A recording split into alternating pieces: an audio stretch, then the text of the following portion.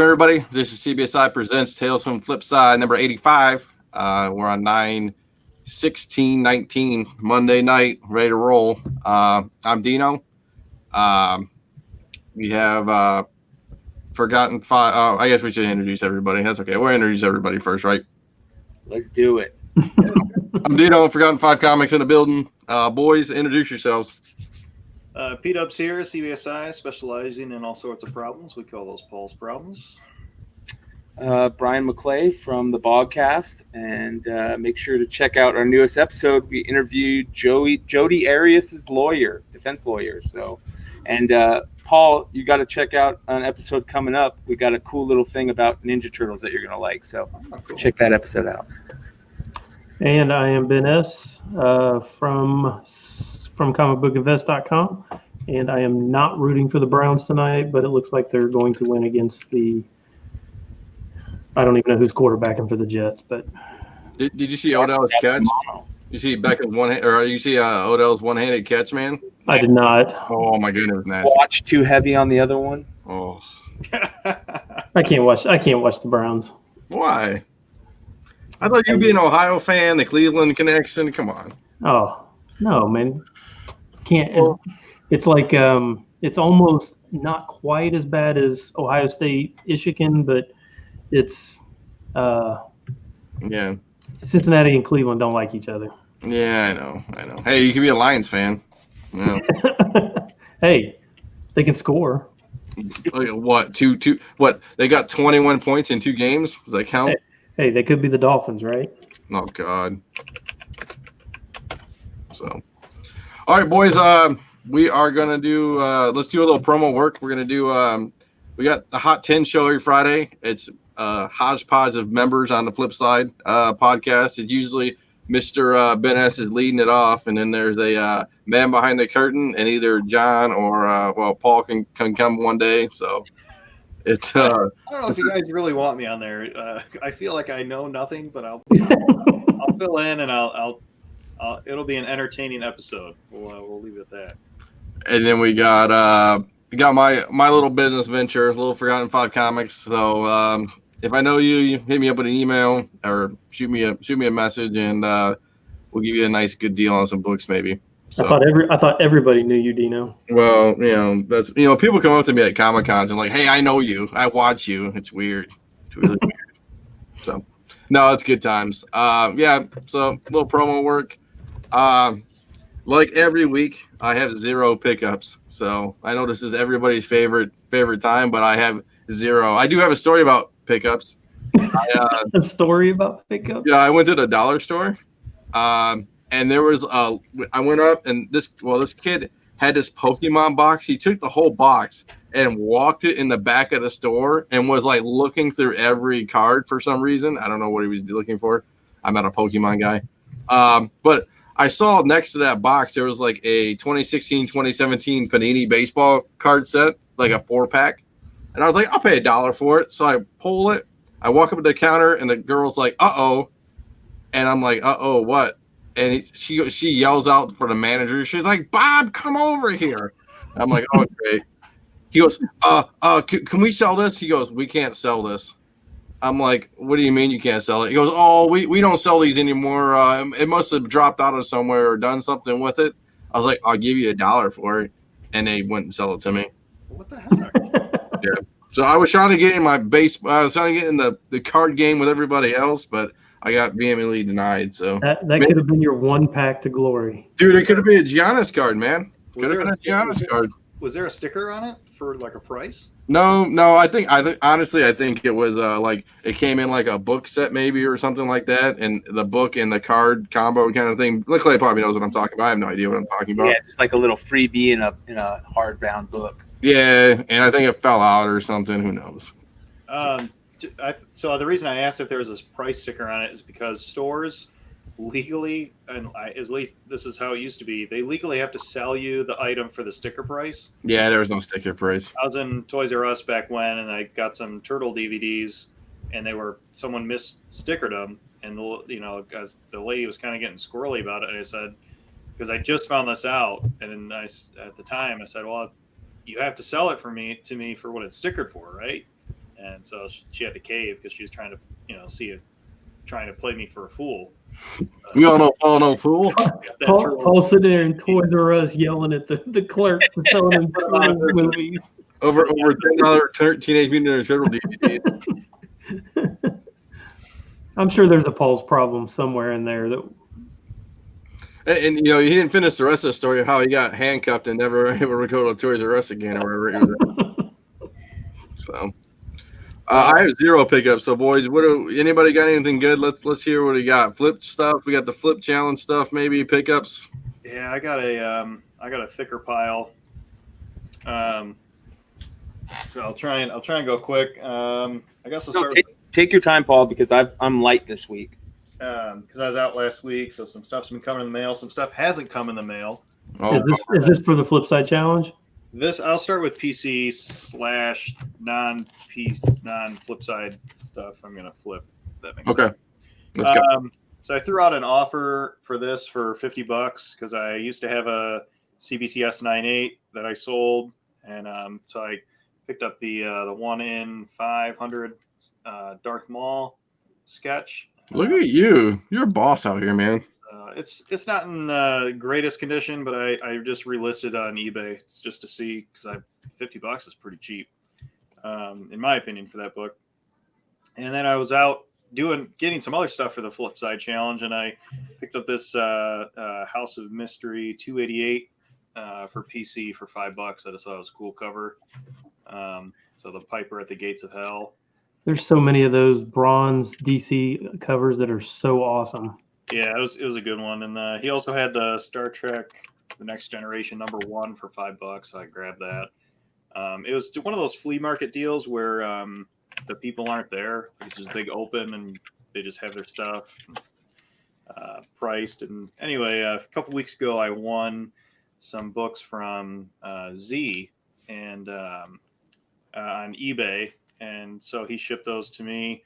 And I told him, you can keep the rest, man. It's all cool. The only one I really did want was this one called Buzzy, #41, because it's basically a Paul's Problem on the cover of a comic book where this guy's handing his Susie her gift, but it's on fire because he too close.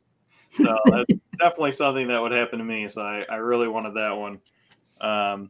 But the package arrived and he overdid himself. So he sent me some other ones. Candy #46.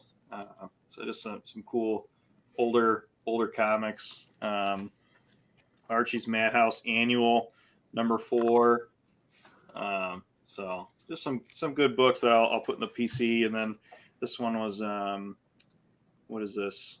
I don't know if the title is Fight the Enemy, but it's #1. I think some cool military cover as well. So shout out to Z. I know he's out tonight. I think he said anniversary, maybe. Congratulations to him. Yes, happy anniversary. Yep. Anniversary, and I don't remember showing this off. And obviously he chose the wrong person because he's not on this panel. Should go live at the restaurant. Yeah, you should. So I don't know if I showed this off or not, but I picked up this Frisson Wonder Woman 71 variant for PC. So I got that pretty cheap on eBay.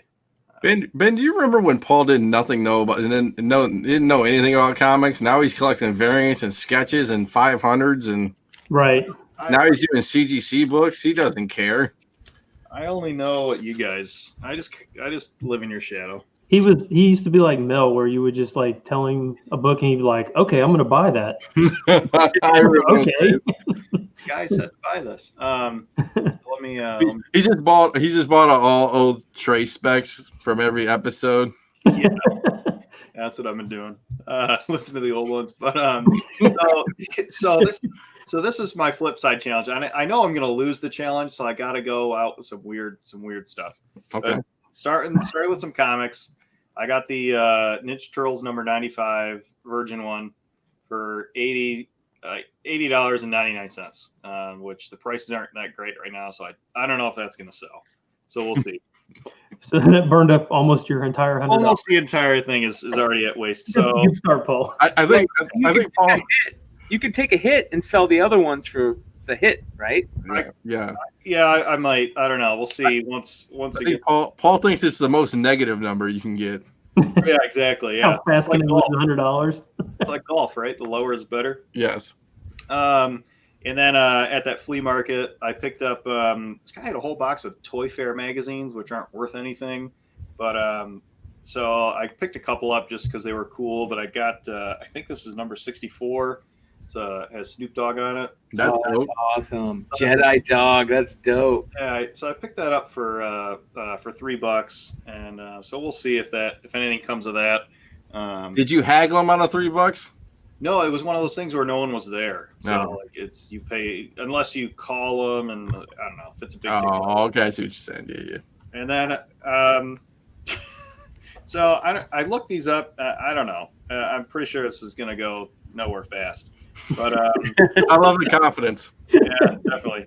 So Young Love number 96 for $5. I'm That's sure. not a bad one.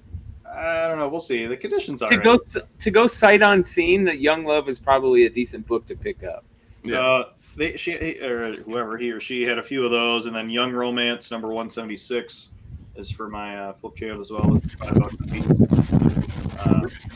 You're getting a romance.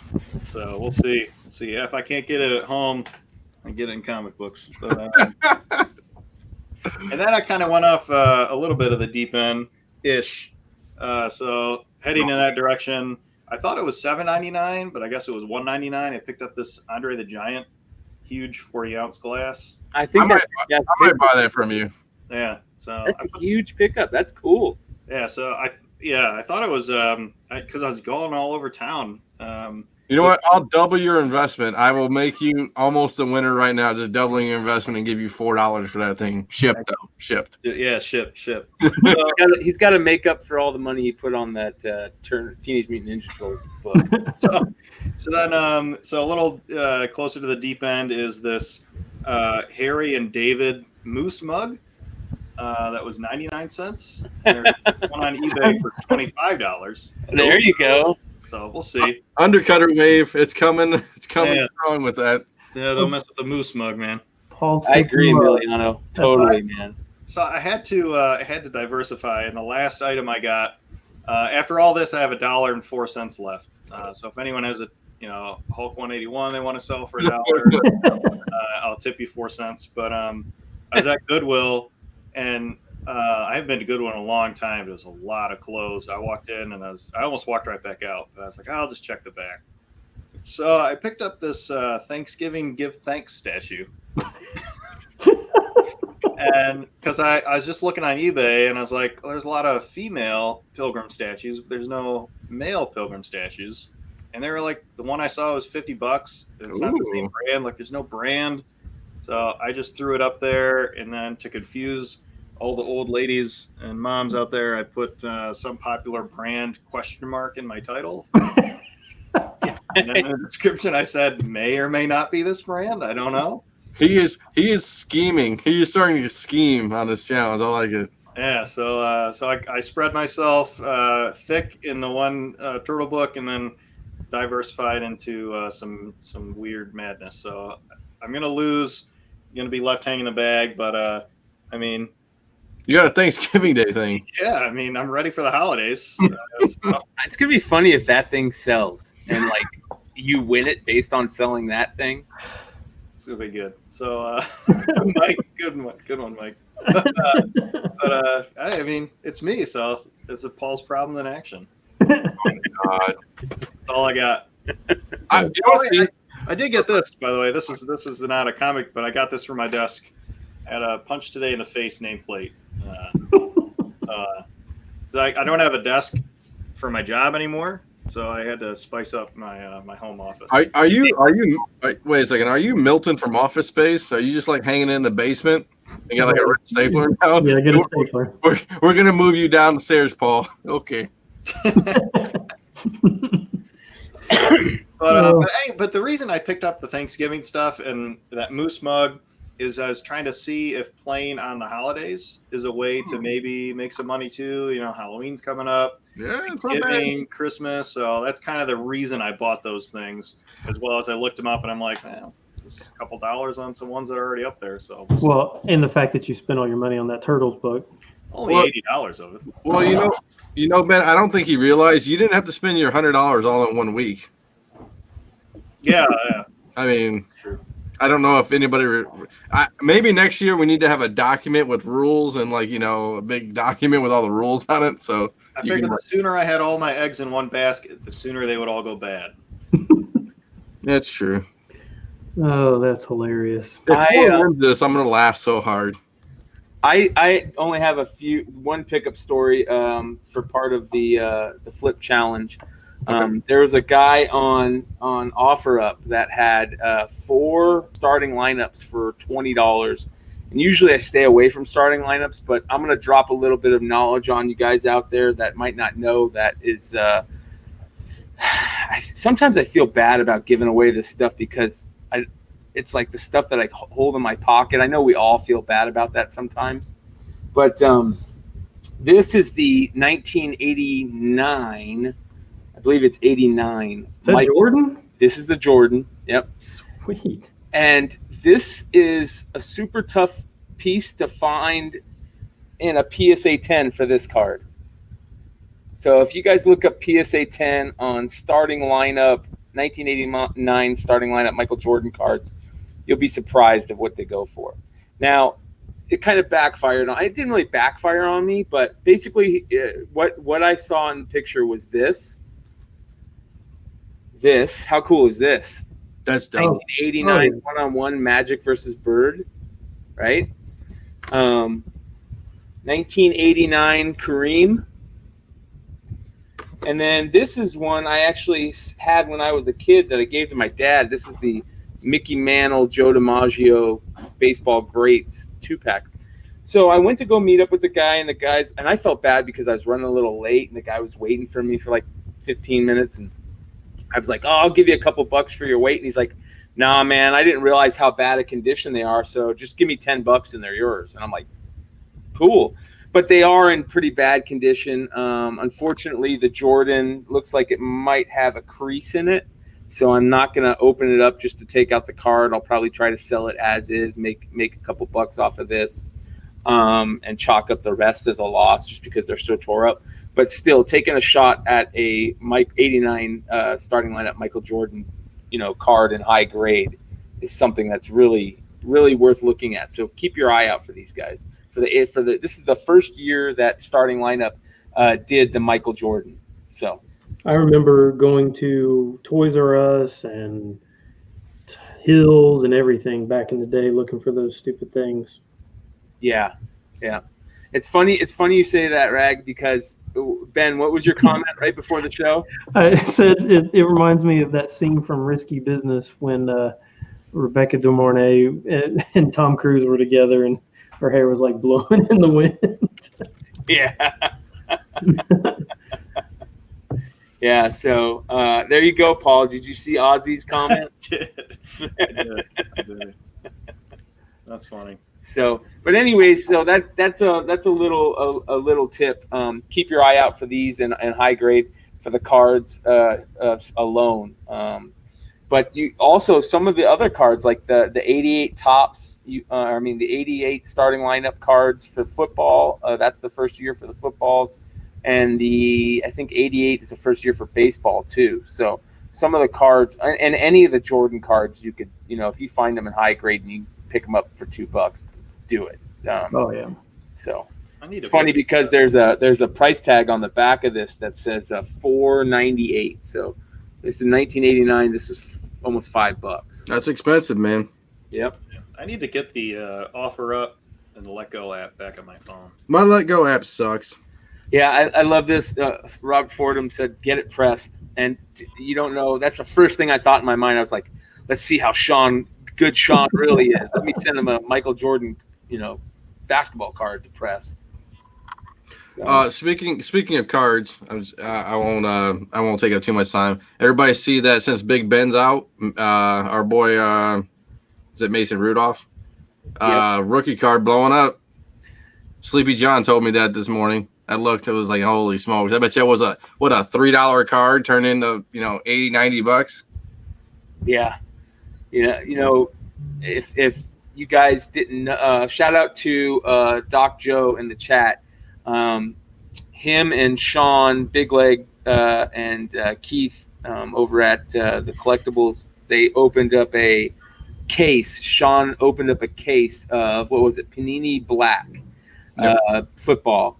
And I don't think the people that were watching it realized how lucky Sean got. Before Sean opened up the case, he said that he was asked, what does he want to pull? What would be his number of cards? And he said, Josh Jacobs rookie 1 of 1. Mm-hmm. Of course, unfortunately, he didn't pull a Josh Jacobs rookie 1 of 1, but he did pull 2 Josh Jacobs rookies, 1 out of 75 and I think 1 out of 35. Nice. Oh, wow. The luck on that, that's the number 1 player you want to pull, and you pull 2 of his rookies out of there. And then he pulled a Kyler Murray rookie. That's not the number 1 rookie, but it's like a subset of the rookies. Really cool card. He pulled he pulled a Daniel Jones rookie. So for being his first case break, and I think he spent like $1,200 on that case. Yeah, big boy status. Yeah, big boy status. So it was just really cool to see somebody get lucky on their very first, case that you're opening or box that you're opening, the way Sean did it. It was pretty cool. So big shout out to Sean on scoring the cards that he wanted out of his first case. Very cool. I do not have any pickups this week because I'm still in the middle of the Flipside challenge, and I actually see this challenge is actually making me not be lazy. So I actually listed last week. I did 25 auctions on eBay. So those end, I think Tuesday or tomorrow or Wednesday, something like that. So I didn't list all the books that I picked up a couple weeks ago. But I did list quite a few of them. I think what I'm probably just going to do is the rest of them, after these auctions go off, I'm probably just going to lump all the other ones together and just sell them as one. So somebody's probably going to get a great deal on the rest of them. That's a great idea. Just get them out. Yeah, so I just want to kind of move them. So I will, if somebody wants to send me an offer, outside of eBay, just shoot me a message, and I'll, if it's reasonable, I'll probably just take it. So $10. Yeah, because I mean, as it stands, even with, I started basically all those auctions, and Dino made fun of me because they're ending like at some random hour. And Thursday at 10 p.m. Yeah, I mean, they're just ending at some random, and I really didn't care because, I mean, you guys saw what I paid for them, so it makes no difference to me. I'd rather them be in somebody else's hands that actually wants them for a good price or whatever. So, but I don't really care. So, yeah. So if anybody, like as it stands, looks like right now of the 25 that I have listed, in my $100, just the 25, they're already at $84. So once the $84, or once it gets above 100, then I'm in the positive, and then I still got 50 or 40 more books that are left in the thing. So I saw that. What did you sold a couple books and you doubled? I did. Yeah, I did. I did sell. I sold that Black Widow, the white variant. I sold that for, I think I paid 12. I sold it for 24. Yeah, I sold. I did sell that Justice League Dark Side variant, that number 9 or whatever. I sold it for like $9 or $10, something like that. And then something else small or whatever for like $7 or $8. So, but those were all I got. I got all those for $1 a piece. So. Can't beat that. No, yeah. So the profit on those was good. That's why the rest of these, if you do want to go and bid on them, I will drop my my sell eBay ID, which I will never hide behind. You will never find me hiding and trying to manipulate the market or anything like that. So if you want to see my eBay, it's PGA Tour or Bust, and you can go there. And it's been my same user ID since 1998. So is it a PGA Tour or Bust, or PGA Tour Bust? Tour or Bust. Okay. Yeah, because back 20 years ago when I was in my mid 20s and I was that was my goal at the time. Was yes, that's it. Make the tour. Yeah, that was my goal. But life got in the way, so I couldn't play golf as much as I wanted to. So You're out here shooting 59s. What are you trying to drop here for 18s? I'm not shooting 59s, but I was I did get my my handicap down to a 2. So How was your back? how is my back? Yeah, how was it? Like, was it like, because everybody, if anybody doesn't know, some regular Joe tried to get on a tour and he spent like, if you spend 20,000 hours on something, you'd be really good at it. And by like 6,000, 7,000 hours, his back was just destroyed. It was hard. It honestly, it wasn't the swinging. It was the hours of putting practice. Oh, Because you're just kind of in that bent over. that hunched over position a lot. The swinging wasn't because you're moving, so that wasn't terrible. But being kind of hunched over was difficult. But dude, I used to go putting. I got one of those like little putting like rugs, like mats in my house with a little ramp, and I spend 5 minutes, 10 minutes putting. And oh my god, my back is like Jesus. Yeah, it gets hard, but yeah. So, anyways, the rest of them, I don't know where. There's really nowhere for me to sell these books, but I'll probably just put them as a lot on eBay. If you see it, like I said, shoot me a message. And if you mention that you heard it here on our podcast or whatever, you'll come out way ahead. I'll say that. And then once I get these sold, then I'm going to have to figure out what I'm going to reinvest in. I'm thinking that my next purchase may be, I may just buy some random video game that's still like sealed in the box, and I may actually grade one because I see the prices of these things, what they're going for, even just just random. It reminds me back when I started grading sports cards back in the late 90s. It was pretty new at the time, and we pretty much were grading almost anything. We would grade if we thought a common was a PSA 10, we would grade it. We didn't really made no difference because everything we graded we could sell. Everything was getting a premium.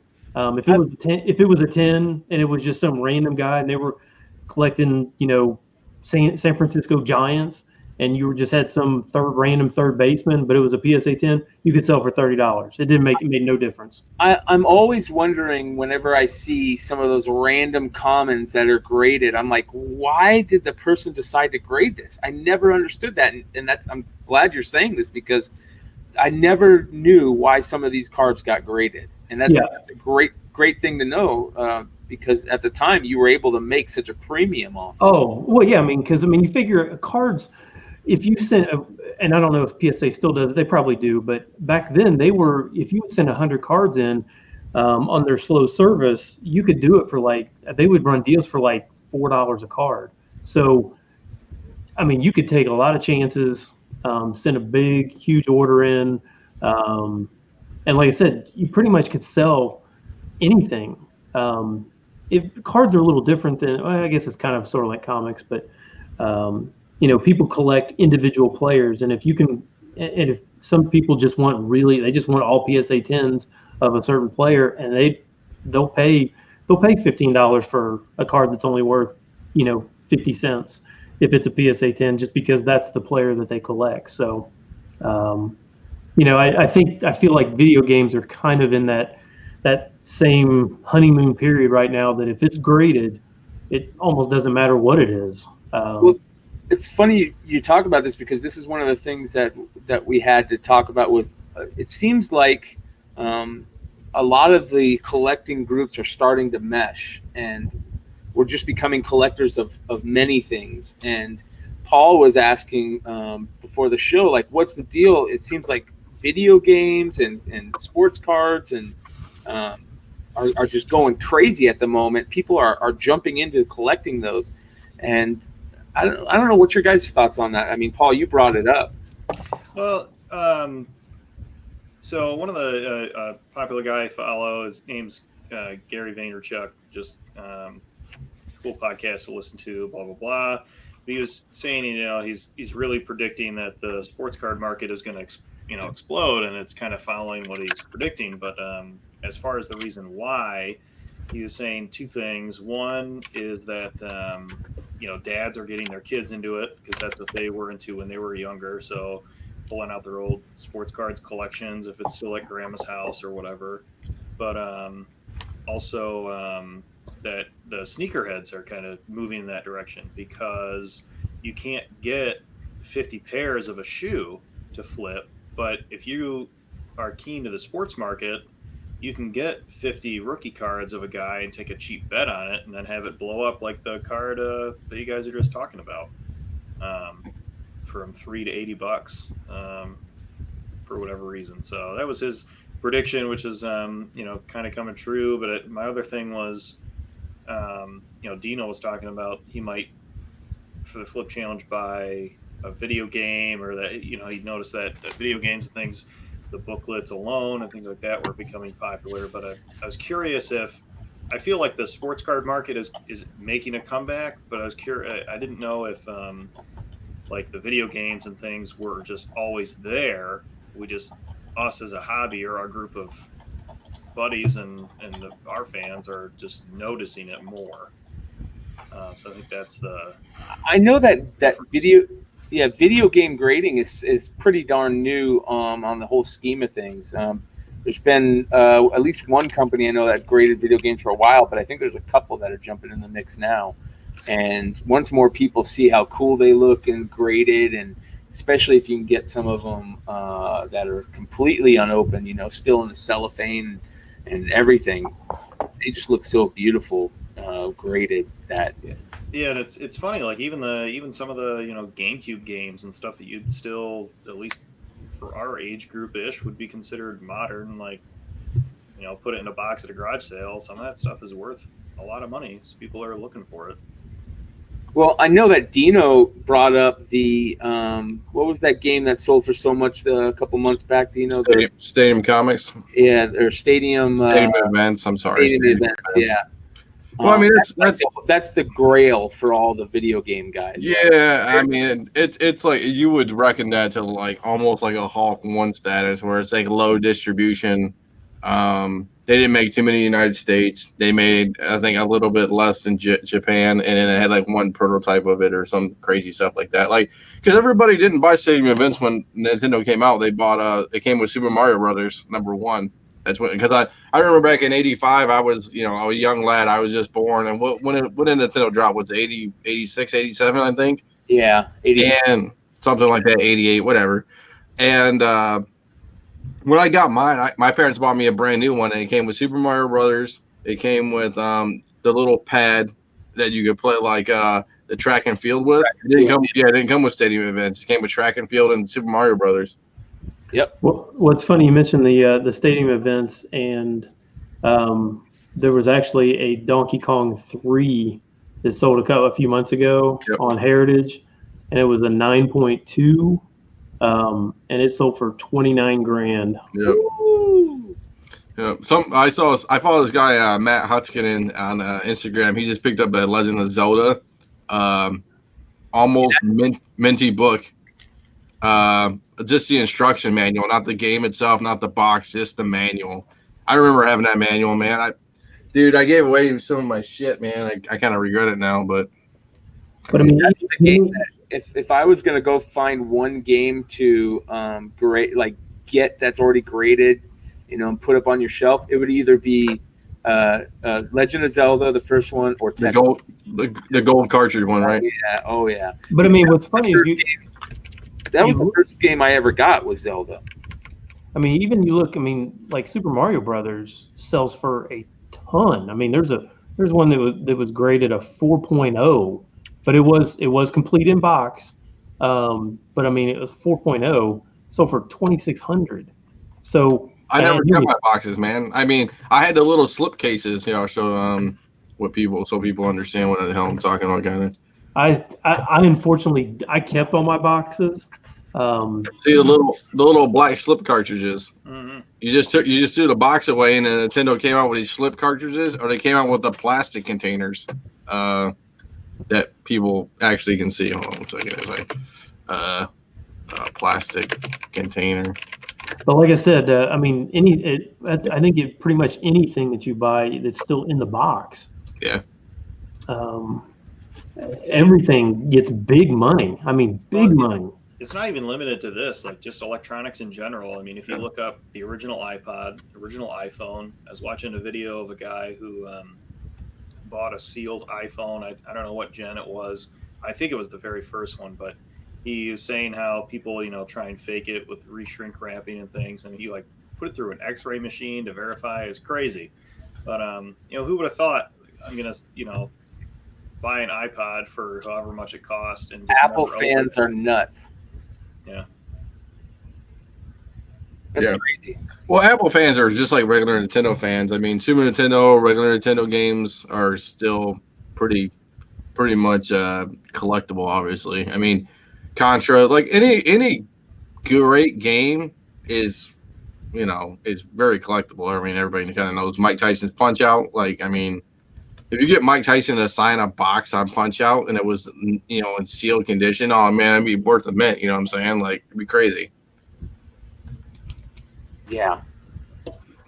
Well, how cool would it be? Yeah, like you said, because when that game came out, he just a couple months later, I think he went to jail for the whole rape thing, and then they took him off that game. I remember that was such a big deal when I was growing up that I went over to my friend's house one time. He's like, "Hey, you want to play Punch-Out?" I'm like, "Sure." And he went to put in the code, and all of a sudden, there's a white Mike Tyson standing in front of me. I'm like, "What the hell is this?" Mm-hmm.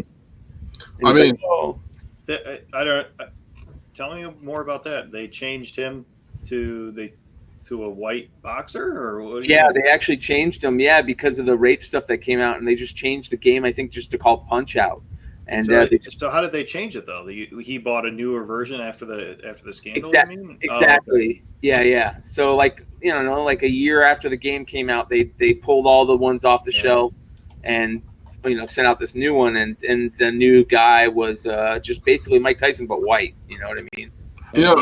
I see a lot of cool people do a lot of cool things. Like I saw, like Ben said, Dan Parent did a cool Amish cover, but we'll talk about that later. But what I like to have is get Tecmo Super Bowl on the box and stuff and get it graded, but have Randall Cunningham sign it because he was signing it as QB Eagles. Yeah, would be dope, man. I mean, that's what I would like to see. I mean, that would be cool. Yeah, that'd be a cool thing, right? I mean, that'd be definitely one of one. I mean, not too many people would have. First of all, you got to meet Randall Cunningham to make that happen, but having Randall Cunningham and then underneath put QB Eagles on it would be dope. Oh yeah, for sure. The other thing I was talking about, since we're kind of still near that topic, as far as the sports cards and all that stuff, is I like you were talking about in Walmart and things, just trying to maybe jump on it, but I just know nothing. Like I just wasn't raised on sports and stuff, so I just the market is just going to totally blow by me. So what I do is I just text Brian or I FaceTime Brian. And I just say, "Hey, is this shit worth anything?" And he just says no. And I sent him I sent to the group hangout a couple pictures of the boxes at that flea market. I couldn't find the snowflakes on the old Tops, man. On that 2018 Tops, they just had regular ones, and they had they had a bunch of clearance shit on there, but it was all which it's not Tops, it's not Bowman. Panini. Yeah. I mean. Yeah. A lot of people are going crazy for those holiday boxes right now because they're 2018 holiday boxes. Yep. So you can get the Acuna, I think it's the Acuna rookies out of there. As a matter of fact, I believe Heartless Art ended up buying, I think, 5 of the blaster boxes. So for any of you guys that don't know what we're talking about, the blaster boxes are the little boxes like when you're in Walmart or Target and you see them on the checkout line and they're like $20 and you get little plastic boxes. Mm-hmm. Yeah, you get like 6 packs for like $20 and you think, oh, that's not much, but you can get some really good deals and pulls in those boxes. And one of the ones that we had talked about a few months back was the Bowman Mega Box that was selling at Target, and I actually opened a few of those on the show. Because they were selling at Target for $20 a box, and you could immediately go home and put them on eBay for $40 and they would sell. because of certain cards that you could only get in that box. Well, Topps recently put out these, or I don't know if they put them out recently, but they're showing up at Walmart now, or they're still in Walmart. They're the 2018 Topps Baseball Holiday boxes, and you can tell they're holiday because they have these little snowflakes around the box. And so they're $20 a blaster box, and a perfect example of like the collation. How do they say that, Ben? Collation. Yeah. Heartless bought 5 blaster boxes. He pulled, I think, 3 regular Acuna rookies and one of the really special glass or metal snowflake version, which sells for quite a bit because it's a short printed version. So, I mean, that type of stuff, the only way you're going to find that stuff out is by being in a group like we're in, where, we talk about this within our group. That's why, the G Plus and how CBSI started was so great, because everybody would, okay, this is here, go check this out here. And, for comics. And now everybody's kind of getting into the sports cards market and all the other things. So that's slowly taking, root in these groups. So people are buying them, and they're having good pulls out of them. So and there's another one, like 2017 Fire Baseball Hobby Box, right, for $70. Another one. Yep. I mean, yep. That Fire, and that's one of the ones I told Dino. I said, if you see those Fire boxes, they might be worth picking up, because I think you're guaranteed 2 autos out of every box, and they're like $65, $69 a box. Yeah. You're guaranteed 2 autos. That's pretty good for something you pick up in a Walmart or a Target. Yeah. What's weird about that, Brian, is 10 years ago, I remember when Target and Walmart had the little blaster boxes, and they were garbage. You just, it was like, stay completely away from these, because the odds of getting something they're like 10 times harder to pull something than a hobby box. It's so different now than it used to be 10 years ago. Yes. Yeah. You remember?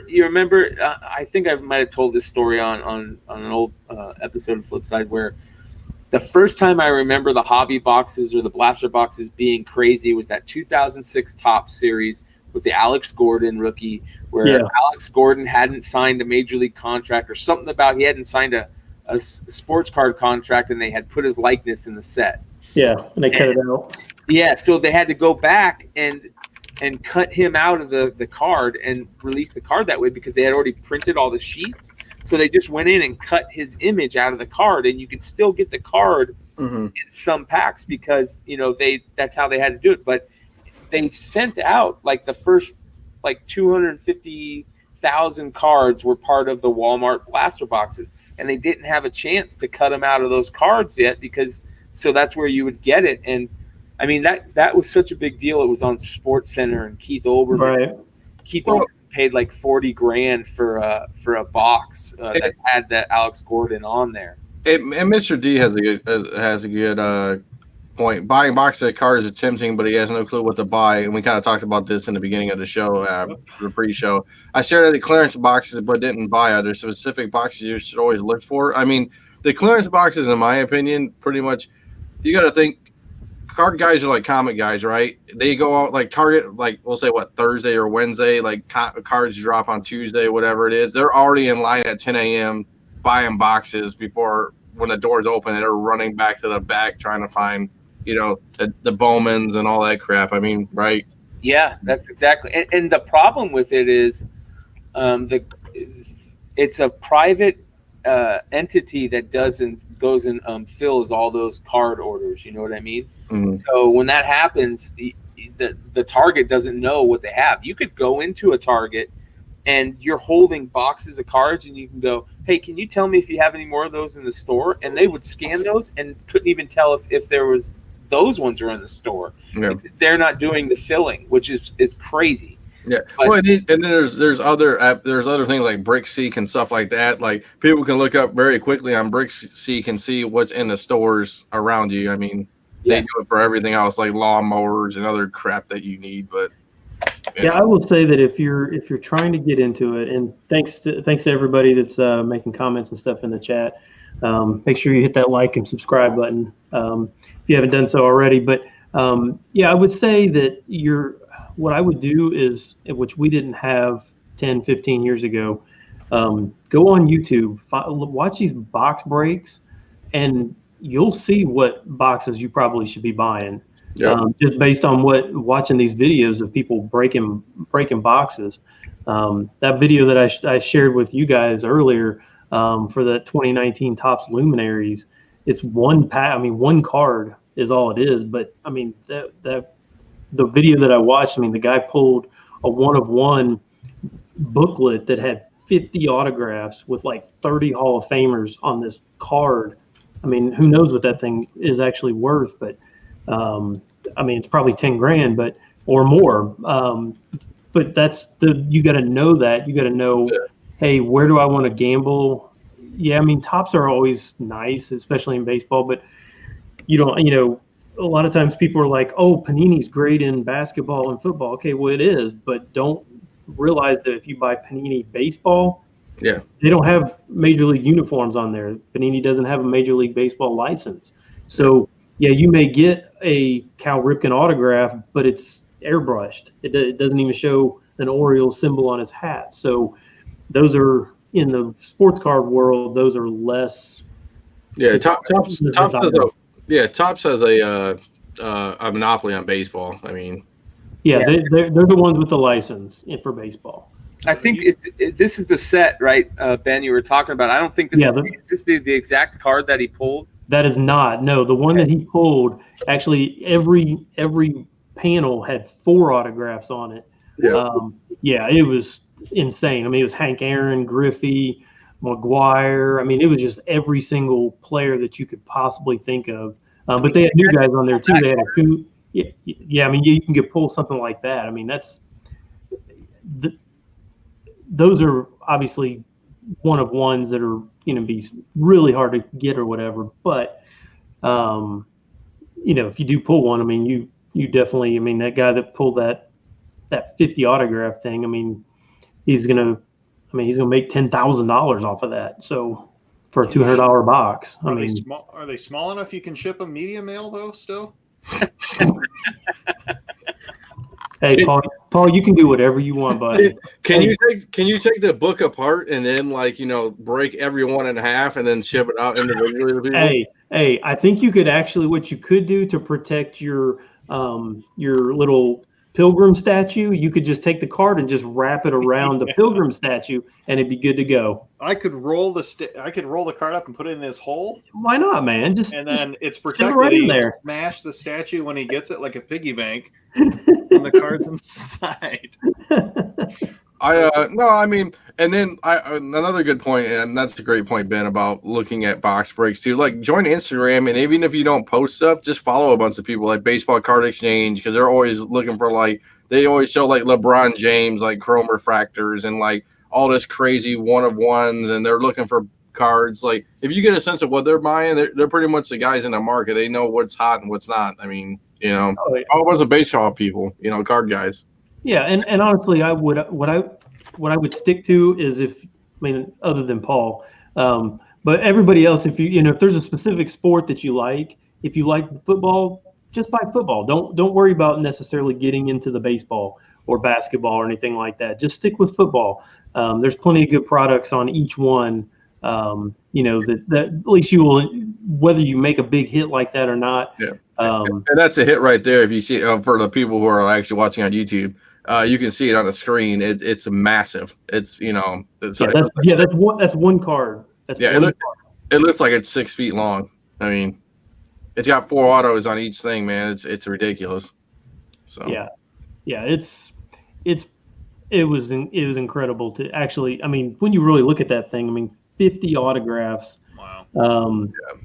On one Hall of Famers. And the problem too is he's in a pretty much a pickle, to be honest with you. It's like rolling up on a Hawk 1 signed by Stan Lee or something like that. Do you sell it now, or do you wait a year? Or, I mean, it's or do you sell it for 10 grand and in a year it's worth 20 grand and you lost 10 grand? I mean, it's like, I don't know what I mean, if I pulled that, I mean, I would probably have to, just because of the massive profit that you could get initially, that you could reinvest that money. But man, Well, it would you don't sell it on eBay? You take it to Heritage? Like, what are you doing? I would probably, I'd probably send that to Heritage or send it to Propstein or something like that. I mean, to one of the big auction houses, that's going to get you a premium for it.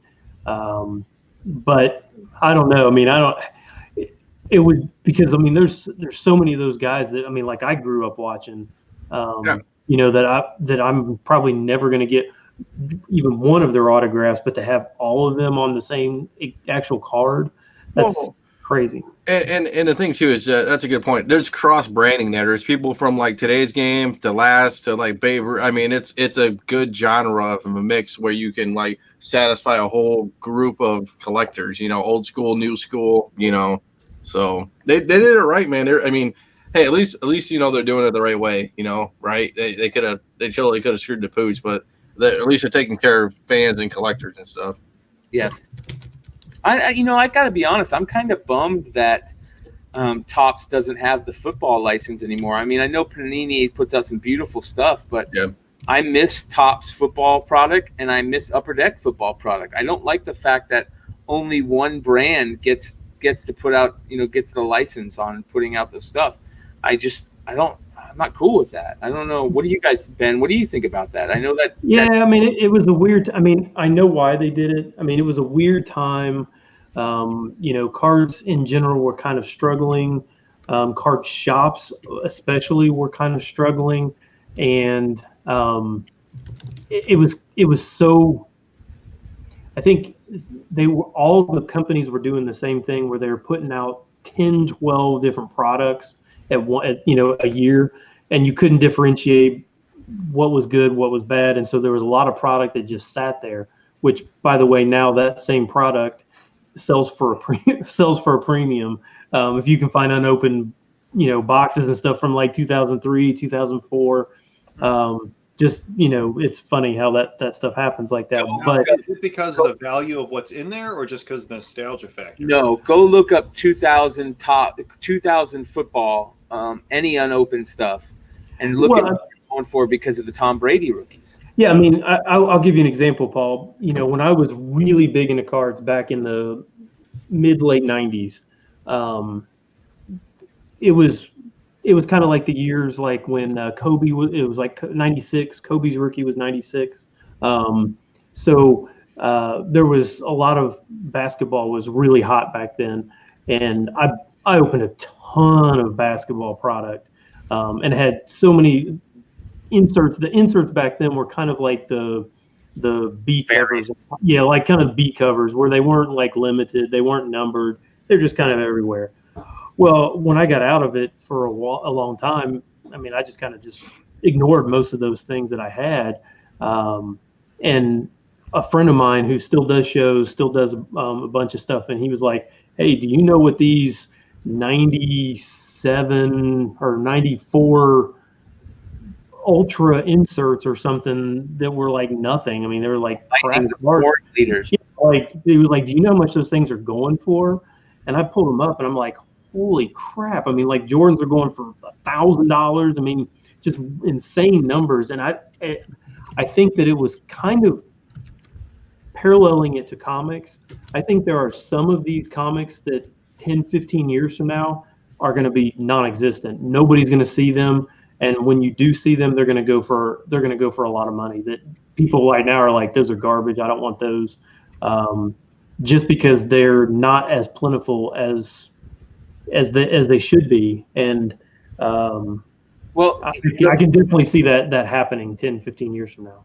The reason why some of those inserts went just super skyrocket and I'll tell you why, is because some of those inserts you could only get in product that were sold at like grocery stores. Like you can only get the scoring, the 1996 Fleer Ultra Scoring King, whatever it was, yeah, in grocery store packs, and so that made them rare, and a lot of people just damaged those packs. So in high grade, they weren't very good. So like I remember the first ones that really went nuts were the Fleer team defense, all team defense, Michael Jordans, the Fleer All-Stars, Michael Jordans, and the Fleer team leader, Michael Jordans. They just skyrocketed. And then the next thing you know, all these Michael Jordan inserts are going crazy. And I think we talked about on the flip side a while back, a Michael Jordan Fleer metal emerald sold for just some outrageous amount.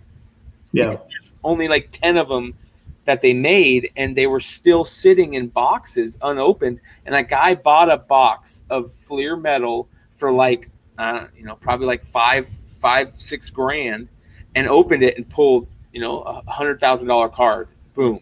Here you go. Here it is. So that shot up unopened product from that era. And that's why unopened product is just at a super high premium. And what's funny? And my cousin was talking too. Like, he doesn't do too many box breaks, but he says, we got burnt being in a 90s kid kind of, or 80s kid going into 90s, because all that stuff was kind of worthless. But he still says there's things in the 90s that aren't completely worthless. I mean, I showed in the chat a couple days ago that John Balaya Michael Jordan card. I mean, that's it's rare stuff. I mean, there's rare stuff in the 90s that. Oh, there is for sure. I mean, there was a bunch of stuff that was way overproduced. But the 90s also brought us serial numbered cards towards the end. And some of those are just ridiculous. I mean, some of those, the clear card that were like plastic, the essential credentials from EX are ridiculously rare. And they're kind of like comics. I mean, when people want that player, they don't sell them. They just put them away, and they never see the light of day again. And some people are spending big.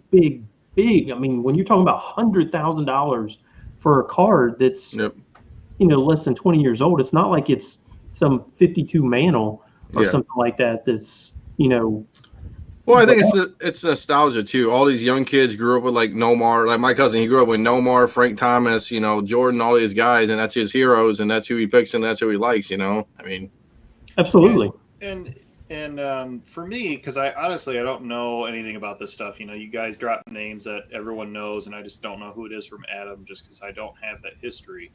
Paul, do you know who Michael Jordan is? I got that one pegged down. Good football player, baseball. And when we started, us and other shows started talking sport cards, I was kind of rolling my eyes, like, but that's because I just don't know anything about it, so I have nothing to add to the conversation. But I think it's interesting that we're bringing it up, because that's kind of the core of what we hear. What we do on the flip side is talk about other stuff, but other stuff to flip as well. So if you want to learn, there's lots of stuff to learn, like in what to get and what to look for when you're out in the markets and things. And the big thing too is like, and I don't know about this, I don't know everything about it either. It's like the grading aspect of things, like bent corners and centering and all that stuff. That's not really comic related. Like you don't have to worry about centering on a comic theoretically. Right. I mean, you got to worry about staples and stuff like that. But it's like centering a comic is really. I mean, you could have a miswrap or something of that nature, but I mean, it's not like a centering issue. I mean, yeah, I will say that coming from cards into comics grading, I had to retrain my mind, because with cards, I carried a jeweler's loop with me every show I went to. Mm-hmm. I mean, you're with a light. I mean, you're looking at everything. I mean, under a very, very fine. Comics are not like that. 9/8 they can have flaws. They're not 10s. They're not 100% perfect. Which is surprising, because the card game, right? The comic grading scale came off the card grading scale theoretically, right? You would think.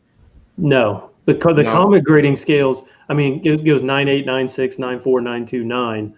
Cards, it's up until Beckett came along, It was 10, 9, 8, 7. Oh, okay. There was no increments.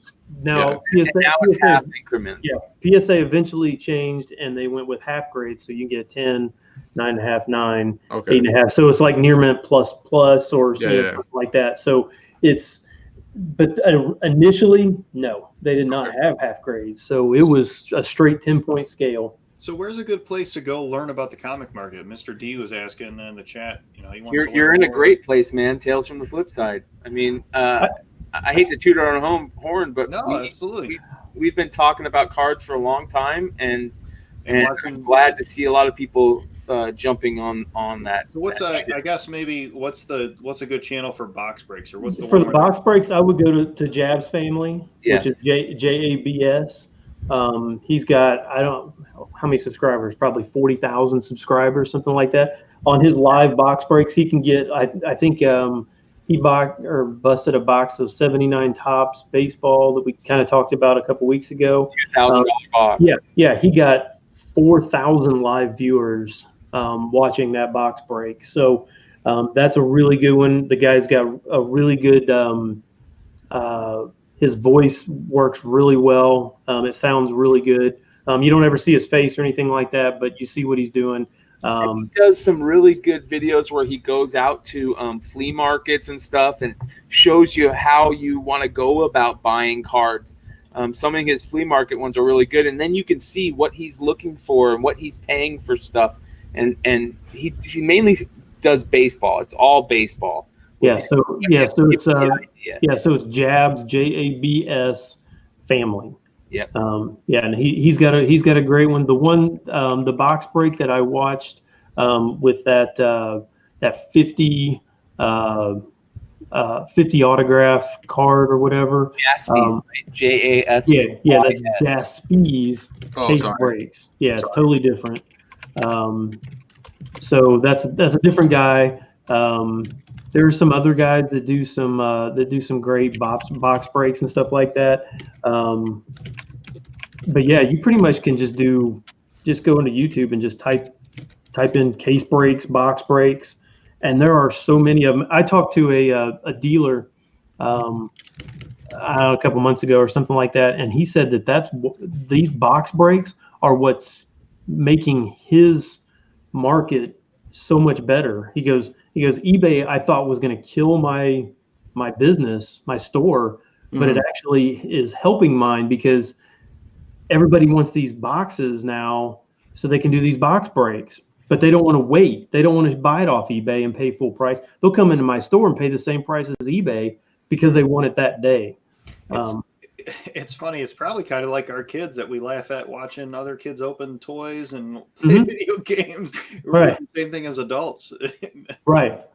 But I mean, it's really cool. I mean, when they do pull something like that, you're like, you almost get that feeling of like, oh my gosh, that was so awesome to see that actually. When you watch that Jaspys and see him pull, like he was not expecting that to be a card that was that thick. Here we go. I mean, maybe one episode we'll actually do just this is kind of it, but maybe we'll talk actually just straight cards. Maybe just straight cards. Well, this is kind of interesting. I don't think we're going to get in trouble for this, but let me just go ahead. This is just him pulling the pack. So, just don't put the sound on. I think the sound. I see what you're saying. Yeah, I mean, let's see here. But I mean, you could see he hasn't even seen it yet. He's just pulled out the one card. Yes, that right there. Yeah, his face. That's funny. He's like, you can see their faces is like, oh my god. And that's not. He doesn't keep that. That's somebody else. That's somebody else's card. Yeah, he's just opening it for somebody else. Why? Look at that, Home Run Kings. Wow. What do you mean someone else? So on these box breaks, most of the time what they do, and like what Jab's family does, is he has a Patreon. You support the Patreon, and you can buy into his box breaks. Well, his box breaks, he doesn't charge a premium for it. So if he pays $1,000 for a box of cards and it's got 10 packs in it, he charges $100 a pack for 10 packs. But the only way you can get that is through his Patreon. So he's making his money based on his Patreon. But he's not taking any risk by opening these. He's selling off all the packs to other people. He's just doing it to promote his channel to get more subscribers as a marketing tool, which is cool. It's a brilliant idea. It's completely brilliant. So 2 things real quick. to touch on no gloves real quick, Ben. Why? But then also, what hinges those cards together? Are they held together with a strong enough bond that you can't? Yeah. break them I up mean, and you could one rip them, made? but yeah, you could rip them, but I mean, they're attached. But no, gloves on cards you don't really need them. You do for super glossy ones like Topps Chrome, where you can get the refractors. You can, but Be careful with how you hold them. But the thing is with cards is you can hold them on the sides Exactly. as long as you're not doing this to them. And Yep. most people, when you're opening them, you hold them on the sides. Yep. So you're never really, unless you're just flipping through cards like this or something like that, most of the time you're holding them on the sides. And you can do that. It's not like a comic where you can't really, because it's not rigid. Cards are very, I mean, I'm putting a lot of pressure on this, and they're not bending at all. So that's why you don't really need gloves. We've had a couple people in the comments talk about Magic the Gathering, and if you don't want your kids addicted to crack, just get them to Magic the Gathering. You don't want to have enough money for crack. Yeah, Damnation 3, talked about Magic Gathering. He's been in it forever, and he's never really been into the sports cards. But Magic the Gathering, the value on some of those early editions. I know that Black Lotus card is crazy, and then there's multiple editions of that Black Lotus card. But some of those are up in the, you can buy. People are buying boxes of Magic the Gathering for tens of thousands of dollars. Some of those early editions. Oh, big. I mean, some of that stuff is. I mean, somebody's making really good money off of some of that stuff. Oh yeah. Matter of fact, there's a guy on YouTube that just does Magic the Gathering videos on the cards being worth money and flipping them. So, I know a guy. He used to be part of CBSI. He I don't want to out him, but he's handling. He said he was handling when he got out all the major distribution for Magic the Gathering on stateside from Japan. So yeah, I mean, here's a 93. A 93 Magic the Gathering Time Walk, whatever that is.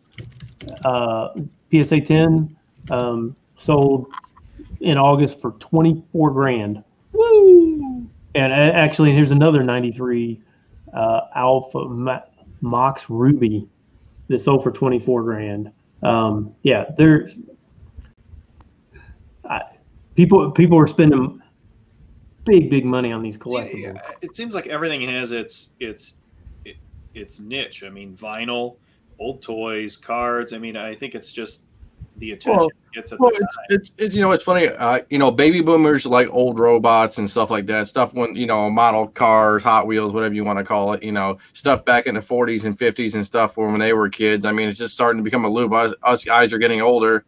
And stuff in the 70s and 80s are starting to roll around. 90s will be in 2000s, and maybe nobody else has thought of this, but I mean, how much farther along is it going to be until we do have records that are graded? Mm-hmm. Album covers. I mean, yes, it'd be a big case. I mean, but CGC's grading movie posters. Yeah, movie posters, and then I think CBCS is doing art posters or music posters, right? I think they're doing. I don't see CBCS. Excuse me. Is it CBC? CGC has been doing the psychedelic concert posters for Yeah.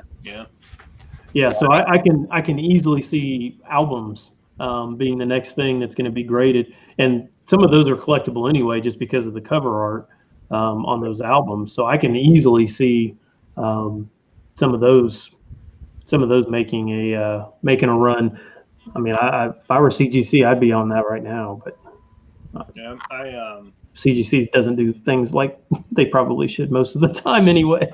I was just looking at something that I have for PC, but I think all of them are from Mondo. So yeah, that's another great one. They're nice. But Mondo posters, Mondo toys, maybe kind of sort of toys, but vinyl posters and those. There was I know a few shows ago we were talking about the Jaws poster, and they came out with a new one recently that sold out like in I don't know a day. I'm sure less than that, but it was another Jaws one, wasn't it? Yeah. So I mean, it's crazy though. It's kind of like you just got to pick your niche and then hone in on it. unless you have the time and the wherewithal to spread yourself out amongst all these, different hobbies, from comics to pilgrim statues. It's a lot out there. Let's take a quick break in the action and talk about comicbookinvest.com and CBSI and their new giveaway they're doing. Let's see here. They are doing a giveaway with Scott's Collectibles for the Teenage Mutant Ninja Turtles 100 version variant cover by Inhook Lee. So make sure you go over to comicbookinvest.com. By watching us, you're supporting hopefully you're supporting them too. So go check it out and get yourself in for the giveaway for this amazing Teenage Mutant Ninja Turtles cover. Have you seen this one, Paul? What do you think?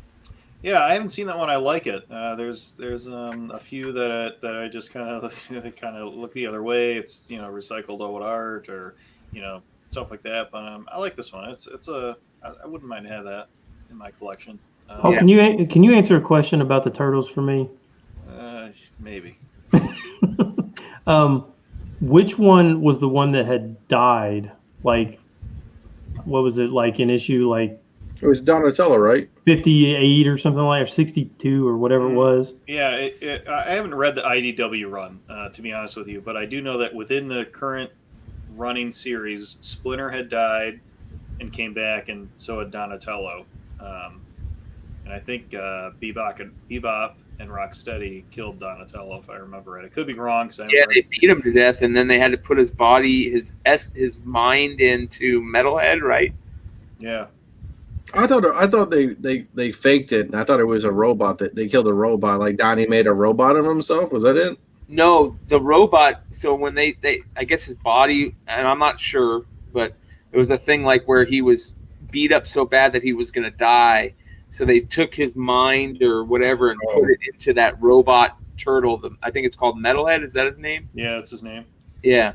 And that was Donatello for a little while until they figured out how to get him back in his old body. I'm not 100% sure on that because I didn't read those issues too. I just remember talking to buddies about it. So was your question who died, Ben? Yeah, well, and who died and how did they come back? Yeah, I don't know how they. I don't know if what they did with his body while he was in Metalhead. I just put the link, by the way, for the contest in the YouTube chat. But I don't know. I'm sorry. I just haven't kept up. I have the trades for the IDW series. I'm just kind of waiting for. You're like the worst turtle mega fan ever. Poser. I'm a poser. I'm lucky to be on the show. So there's two topics that real quick that I want to bring up. That something I thought was kind of funny is that 28 years ago, a couple days back, 28 years ago that day was the anniversary for Rob Liefeld's Levi's commercial. I didn't even know he did a Levi's commercial. Oh yeah, man, the button fly, right? So it's I think it was like one of the things that was on his uptick where he was pissing everybody off because he was too full of himself, and I think that was around the same time that they kicked him out of Image, if I remember correctly. So yeah, that was a funny thing. Cool. So let me see here. I want to ask the chat real quick. Just Jonica has her, I think it's bow and arrow and kind of like some claws. I was curious what other weapons people would think if the fifth turtle, male or female, what weapon they would have before they introduce this turtle. If you could think of what your ideas were, I was just curious. While you guys talk about that, I'll play the commercial in the background. Wow, he looks so young. I think that it's a play for money, and I get it, but it sounds like either at this point they have to keep her as the fifth turtle for a while because it would just piss everybody off if they didn't, or that was the plan. Yeah, that was my worry because they're doing the. I mentioned that a few shows ago. They're doing the City at War storyline, that's what they're calling the current storyline, which is what ended the very volume one of Mirage back when. So I'm curious. I hope they don't, because yeah, that would really. I'm sure fans would be upset, but at the end of the City at War storyline, what are they going to do on the IDW run? But from from what I've heard, secondhand of artists, Kevin Eastman himself at shows and things, is she's not going anywhere. So hopefully that's not BS to keep book sales up. But I don't know. think it is. I hate to say it, but I kind of just feel like it is. I don't feel know. like that's all they've been doing lately, with the Donatello stuff, the Splinter stuff. I just feel like they do that once. Every comic publisher needed that in there. I don't know, because they brought the original artist back on, Jenica's original artist, or I think it's her original artist. I'll stick with that. But she's now involved in writing and drawing the book. So I think they're going to go somewhere. But if they don't, I mean, that's got a lot of disappointment wrapped up in it. So we'll see. I hope not.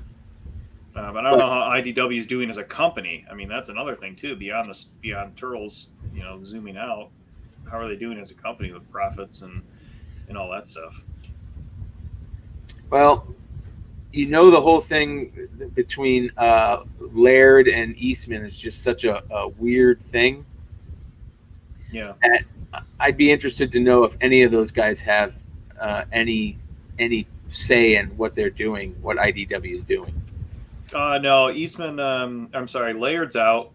He sold his share to this is spitballing it, but so Laird sold his share to Eastman, and he has his own volume of Mirage that he did, which is actually pretty good. And so Laird's doing his own thing, and then Eastman is more involved with IDW and doing covers and things. So that's kind of my understanding of how they're split right now. And Laird hasn't put an issue out in a long time. I think he's just kind of enjoying retirement. Yeah, that was their big, or my understanding, their big thing was, Laird never wanted a female turtle. He didn't want a fifth turtle. So I think that caused some rifts in the past. But I don't know. Where's that comment about her looking more? Yeah, Comic Crypto. He Comic Crypto stock said that he would like Jenica much more if her turtle looked more female, and I agree with that. I think she looks just hideous. I have to look how her interior art looks more. Yeah, here's that cover again. But the covers don't reflect what's inside though. But she looks too male. Other than having a shirt over her chest, I mean, she looks. This is going to be a stupid question, but how does a turtle look, male or female? That's a hard thing to do, man. They did the other female turtle on, I think, the Next Mutation, where she had she had a female persona and more of a look of a female in that aspect. But I don't know. I mean, who knows what they're going for? Maybe they're trying to keep it PC-ish, where she doesn't. Maybe well, she Ben's right. How do you a make a strong woman? Female? That's a great point, man. Because it could be like where those artists were making Cheetah, trying to look female, and it just looked freaky. Having an animal with boobs and stuff. That didn't look right at all. That didn't do it. Hey, do not knock on my stuff, okay? Ozzy's got a great point. Make her smaller. Yeah, she should be a little bit smaller. That's a great point. That would be a good thing to do. Is she a teenager or is she older? I think she's older, right? So see, she a cop. She was a human in it for a long time. So if the turtles are supposed to be teenagers, maybe they wouldn't. Maybe they're not really that big. Yeah, Jessica Rabbit looks female because she's human. Solid point. Yeah. So, here's another one. Robert says Slender Turtle JSC style. Yeah. Yep, that's another one. Make her head looks. There you go. Give her a booty. Yeah. Like Spider-Gwen, like the Spider-Gwen Mexican variants. Give her a big old booty. Yeah. So. What does she look like in this version? Oh, he's ruining his $85 purchase right Where's now. where's your gloves, Paul? Where's your gloves? Why are you bending the crease? I'm not buying that. It has ticks on it now. It comes free with purchase of a pilgrim statue. No, she's. Yeah, I mean, they're even drawing the turtles strange. So here's her transformation panel. Oh, hold on. I didn't know this was happening. Me neither.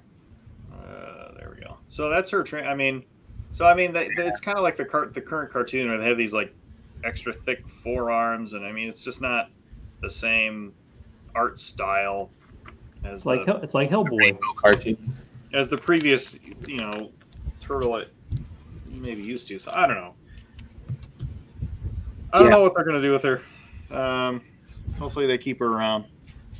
The last thing that I guess we should talk about is the Suicide Squad news about all the craziness that's going on with that. What do you guys think about the news that all those characters that are coming out?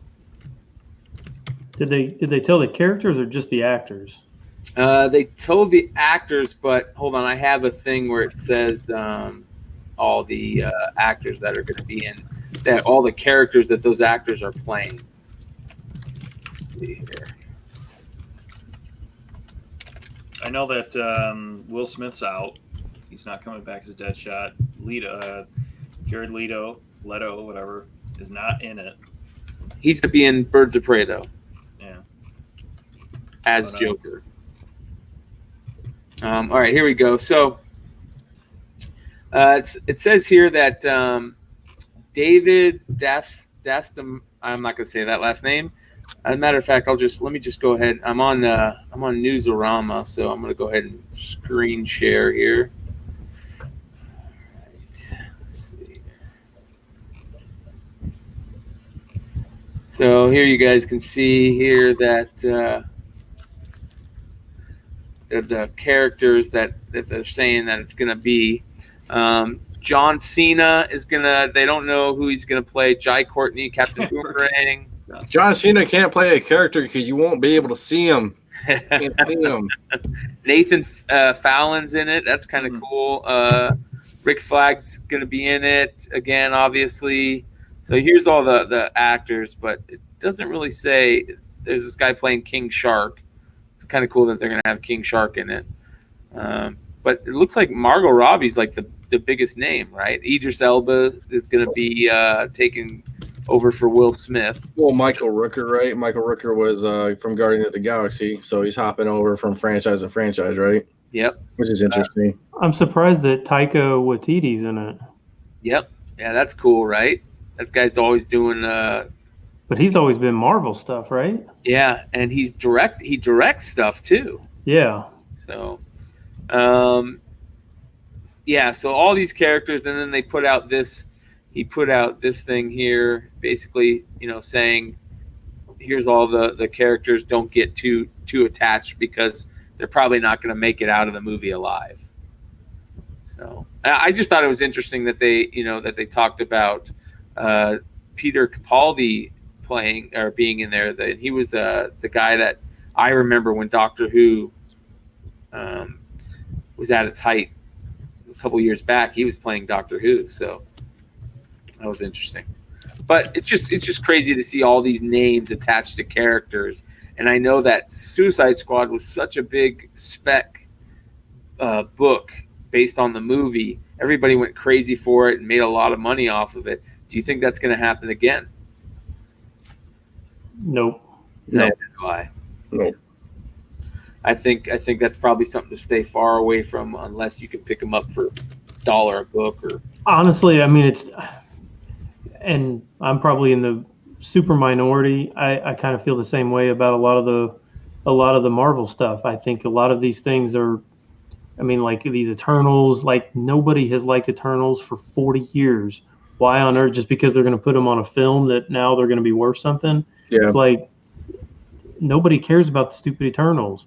And it's not like Guardians of the Galaxy where, you know, they're going to be like fun, you know, fun characters. I don't think they're going to be like that at all. So I think everybody's throwing everything at these movie specs, but I don't think when it actually comes down to it, I don't see the long term on any of these. Yeah. I don't either. I mean, it's like Hawk and Dove. I mean, there's a bunch of stuff out there right now that didn't blow up. I mean, like it didn't help that the first Suicide Squad wasn't the greatest movie either. I mean, it wasn't terrible. The ending was bad, but the movie itself wasn't terrible. It was entertaining. I thought it was entertaining, but I think it could have been much better. We all know the story where they saw Deadpool and went, "Oh, we got to make this a little bit more funny," and you know, and they should have stuck with the dark. Well, and Leto's Joker was really overshadowed that whole thing. How it wasn't that, I wouldn't say great. Well, they didn't. They filmed almost like I think there's rumors out there that like a full movie's worth of almost Joker Harley scenes they cut. Yeah. So I wonder if they're taking those and putting those in Birds of Prey. Could be. Yeah. I mean, that costs a lot of money, so I'm sure they need to use it somewhere. I mean, yeah. And I you know, I catch a lot of flack for this, but I liked Leto's Joker. I thought it was good. I thought it was a cool take, and I think the only reason it got so much flack is because the storyline they didn't flesh out that storyline enough in the movie. Mm-hmm. It was hard. It was the first Joker after Heath Ledger, and yes, it was always going to be compared to that. And no matter if he hit a home run or not, it was. He could have been a Joaquin Phoenix, and it still would have been probably. Yeah. And maybe it's just me, but the thing that sticks out to me is it's not even necessarily the acting, but it's actually the makeup of Heath Ledger's Joker compared to the makeup of either of Joaquin's or Leto's. They look cartoonish. They kind of going back to the cartoony look, even though they may be evil as can be, but they have the look. But Ledger's Joker looked evil. He didn't look like a cartoon. It was the best. I mean, I haven't. I mean, obviously we haven't seen the Joaquin Phoenix one, but I think it's going to be very hard. I think that Ledger's Joker was one of the best characters in all the movies, so it's hard to top that. Yeah. But so yeah, anybody got anything else for this week? I don't think so. No, thanks again for everybody that's listening live here on YouTube. Got 10 thumbs up. That's pretty. 0 thumbs down. It's good. As you said that, it's going to be a bunch of thumbs down. Good job, Paul. No, I do like the comments. A lot of comments this week on the old YouTube chat. So like and subscribe, as Ben said earlier. Like and subscribe. There's a Flipside email now. So we have Flipside or CBSI Flipside at gmail.com. So we had some winners contact us through there. So you know, that's where when we give away books, we'll shout that out so people can send emails. If you want to discuss more topics, leave comments or email us, and we can discuss, and then we can research, and hopefully we can get some better, some content that you guys want to see too. Yeah, we'll be back Friday night for the Hot 10, and next Monday. Yep. So, all right, guys, thanks for joining us, and catch us on the flip side. Yep. Adios. See you. See you.